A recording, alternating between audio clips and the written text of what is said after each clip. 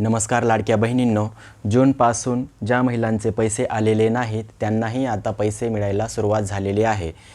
बऱ्याच महिलांच्या खात्यावरती पैसे जमा झालेले आहेत आणि जर तुम्हाला पैसे आलेले नाहीत तर काळजी करू नका, 2 ते 3 दिवसात तुमच्याही खात्यावरती पैसे जमा होतील।